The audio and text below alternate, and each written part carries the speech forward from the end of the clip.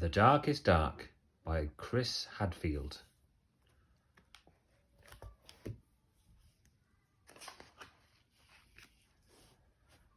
Dark is Dark. And there is Chris Hadfield's autograph, because this was given to one of my children by a friend of theirs who got it autographed by him.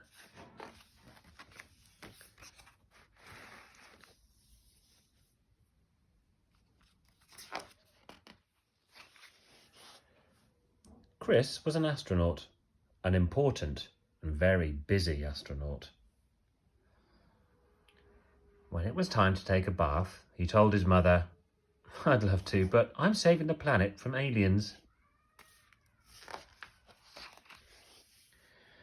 When it was time to get out of the bath and go to bed, he told his father, politely, because astronauts are always polite, "Sorry, no can do, I'm on my way to Mars." An astronaut's work is never done, so astronauts do not like to sleep. But their parents do. "You're a big boy now," said Chris's father. "You have to sleep in your own bed." And Chris tried. He really did. But his room was dark, very, very dark. The kind of dark that attracts the worst sort of aliens. Chris was going to sleep in his own bed tonight, said his parents. His mum and dad checked under his bed and in the wardrobe, and even in his underwear drawer. They declared the room 100% alien-free. They tucked Chris in, they turned on the nightlight, they even gave him a special bell to ring if he was nervous. Clang, clang, clang, clang, clang, clang. They took away that bell.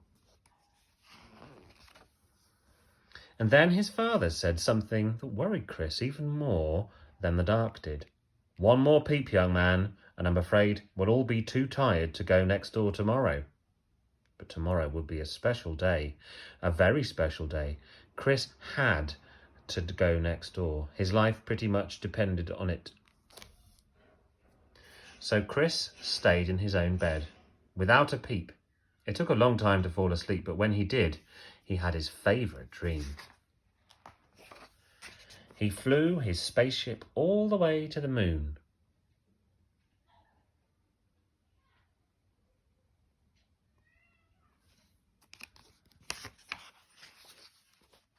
The next day seemed to last forever, but finally, when the moon was shining over the lake and the summer wind was ruffling the leaves of the trees, Chris ran next door.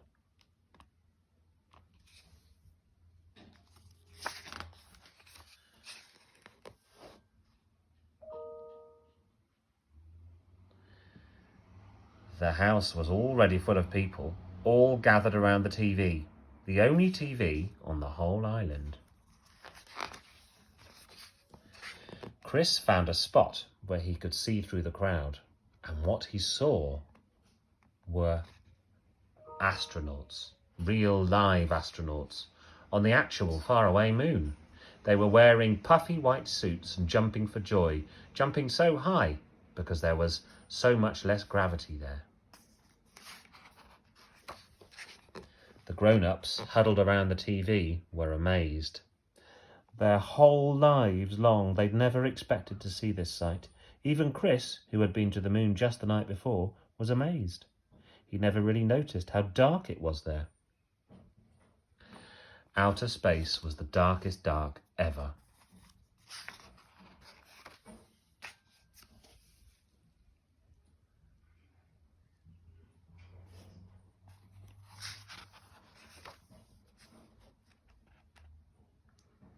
That night, Chris did a little experiment. He turned off all the lights in his room, even the nightlight. It was still dark, very, very dark. There were still shadows that looked a little, well, alien. Nothing had changed, but Chris had changed. He'd seen that the darkness of the universe was so much bigger and deeper than the darkness in his room, and he was not afraid. He wanted to explore every corner of the night sky. For the first time, Chris could see the power and mystery and velvety black beauty of the dark.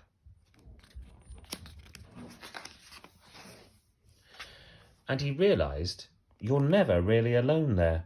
Your dreams are always with you, just waiting. Big dreams about the kind of person you want to be. Wonderful dreams about the life you will live.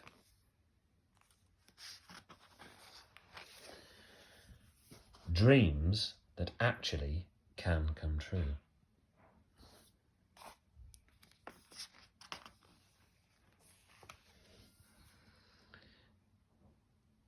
There you go. I hope you have a super weekend, and I shall be putting more stories up next week, and keep sending me your messages. Bye.